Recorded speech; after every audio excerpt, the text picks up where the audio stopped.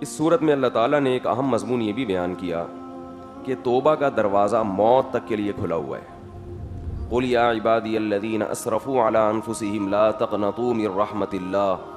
اے وہ لوگوں جو اپنے نفس پر زیادتی کر چکے ہو, گناہ نہیں, گناہ سے بھی بڑھ کر چیز, بہت زیادہ گناہ کر کر کے اپنے نفس کو ہلاک کر دیا ہے, تو اللہ فرماتے ہیں لا تقنطوا من رحمت اللہ, اللہ کی رحمت سے نا امید مت. کیا مطلب کہ گناہ کر کر کے اگر ہم تھک گئے ہیں تو نا امید نہ ہو, ابھی بھی اللہ ہمیں جنت میں لے جائے گا, یہ مطلب نہیں ہے. مطلب آگے آ رہا ہے اسی آیت میں. فرمایا اب کرنا کیا ہے, وَأَنِيبُوا إِلَىٰ رَبِّكُمْ وَأَسْلِمُوا لَهُ. اب تم اپنے رب کی طرف مائل ہو جاؤ اور اللہ کے فرما بردار بن جاؤ. من قبل ان یاتیکم العذاب, اس سے پہلے کہ اللہ کا عذاب آ جائے. یعنی نا امید مت ہو توبہ سے, اگر توبہ کرو گے تو توبہ قبول ہو جائے گی. لوگ کیا کرتے ہیں کہ گناہ ہو رہے ہیں, کوئی بات نہیں, اللہ کیا ہے, بخشنے والا ہے, مہربان ہے, اللہ نے کہا کہ نا امید مت ہو. تو ایسے لوگوں کو اللہ نے نا امید کیا ہے, جو توبہ کرنے کے لیے آمادہ نہیں ہے, توبہ کا ارادہ نہیں رکھتے. امید ان لوگوں کے لیے ہے جو توبہ کرنا چاہتے ہیں, اور توبہ نام ہے آئندہ کے لیے عزم کرنا کہ آئندہ میں یہ گناہ نہیں کروں گا.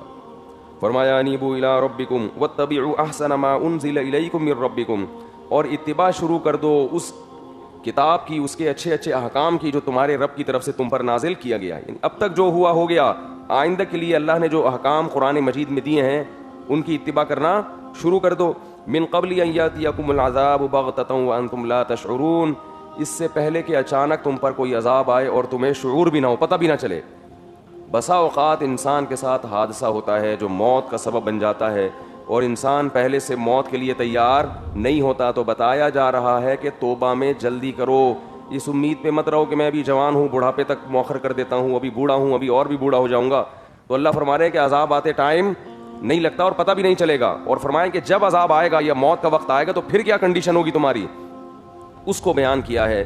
ان تقول النفس یا حسرۃ علی ما فرطت فی جنب اللہ, اس وقت کہو گے کہ ہائے کاش میں اللہ کے بارے میں اتنی کوتاہی نہ کرتا, اللہ کے حکام کے بارے میں بڑی کوتاہی ہے کہ میں نے, جب موت کا وقت ہوگا تو یہ حالت ہوتی ہے. وَإِن كُنتُ لَمِنَ السَّاخِرِينَ, اور میں اللہ کے حکام کو سنجیدگی سے لیتا ہی نہیں رہا. اللہ نے حکم دیا نا, سود سے بچو, داڑھی رکھو, نماز قائم کرو, والدین کی اطاعت کرو, رشتہ داری جوڑو, ان حکام کو ہم سیریس, بولو بھائی, لیتے ہی نہیں. پڑھ لیں گے, کر لیں گے, ہو جائے گا, بس یہ چلتا رہتا ہے حساب کتاب. تو وَإِن كُنتُ لَمِنَ السَّاخِرِينَ, موت کے وقت کہو گے کہ میں ان حکام کو سنجیدگی سے لیتا ہی نہیں رہا. او تقولا, فرمایا پھر پتہ ہے کیا کہو گے, پہلا جملہ تو یہ ہوگا کہ کاش میں نیک بن جاتا, اور کاش میں سیدھے راستے پہ چلتا, اور میں اللہ کے حکام کو سنجیدگی سے لیتا. سنتے تھے علماء سے, سنتے تھے ایسا بھی ہوتا ہے, اچھا ہوتا ہے, نماز پڑھ لے تو ثواب ملتا ہے, نہیں پڑھے تو گناہ کا خطرہ ہوتا ہے, سنتے تھے مگر اس کو سیریس, بولو بھائی, نہیں لے.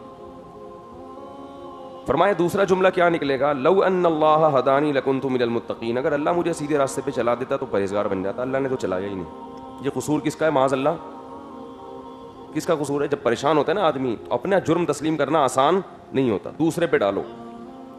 تو اللہ نے میری قسمت میں ہدایت لکھی نہیں تھی, اس لیے میں یہ مصیبت میں ہوں.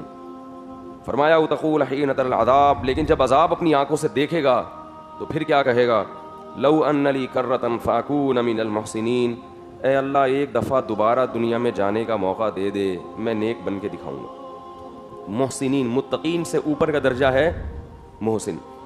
تقویٰ کا معنی گناہوں سے بچنا, بس فرائض واجبات پورے کرنا, اور محسن کہتے ہیں ہر عمل کو درجہ احسان تک پہنچانا.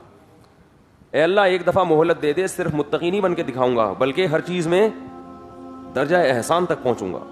تہجد ہوگی تو ہوتی چلی جائے گی, تلاوت ہوگی تو ہوتی چلی جائے گی, صدقات و خیرات تو کرتا ہی چلا جاؤں گا. اللہ تعالیٰ فرماتے ہیں بلا قد جات کا آیاتی فکذبت بہا واستکبرتا, فرمایا تیرے پاس میری نشانیاں آتی رہیں, تو ان کا انکار کرتا رہا, تکبر کرتا رہا.